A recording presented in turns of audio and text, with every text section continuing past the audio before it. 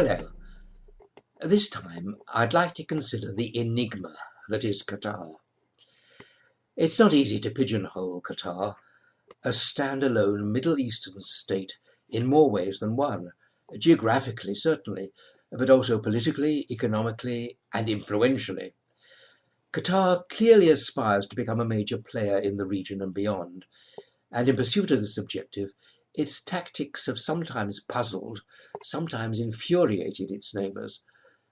But then, as one of the world's wealthiest nations, and certainly number one on a per capita basis, Qatar has reckoned for a long time that it could afford the luxury of proceeding along its own preferred path, without too much concern for what others thought. For example, Qatar's strategy of backing Islamists, from Hamas in Gaza to the Muslim Brotherhood in Egypt, to hardline Syrian opposition fighters, while also offering itself as a key United States ally, was rooted in pragmatism.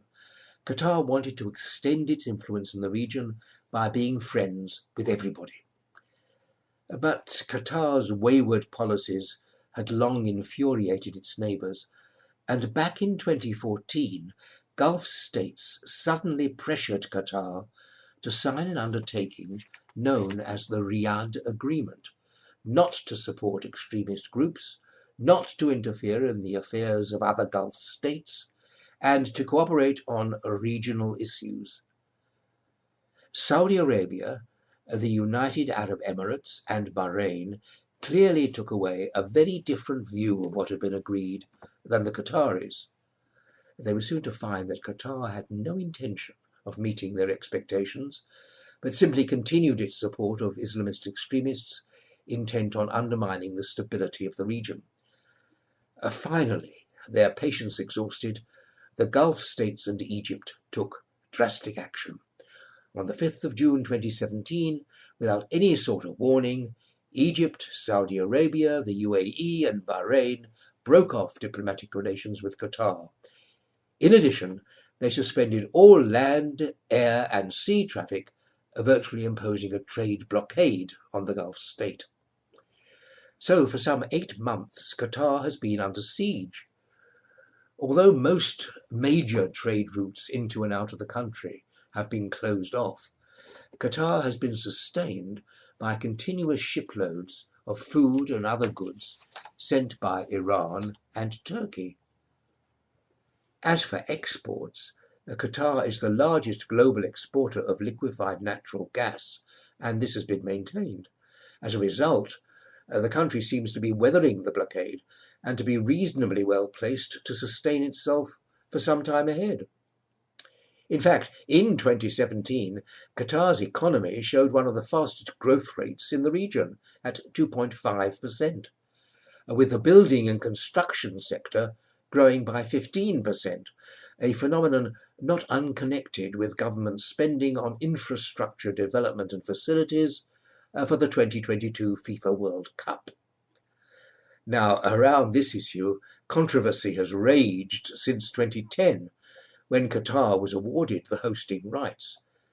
Just how the tiny Arab Emirate managed to win this glittering prize remains an open question. Accusations of bribery on a massive scale have persisted.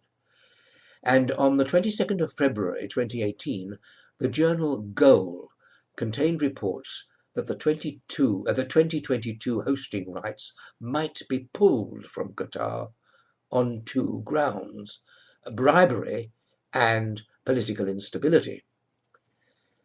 The main charge levelled at Qatar in the June 2017 debacle was that it had failed to fulfil the undertakings it entered into in 2014.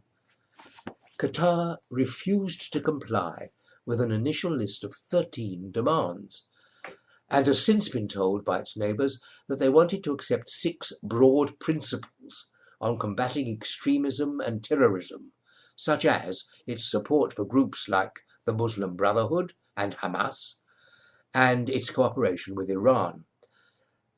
There's been little meeting of minds on these matters either. Qatar continues on its capricious way regardless.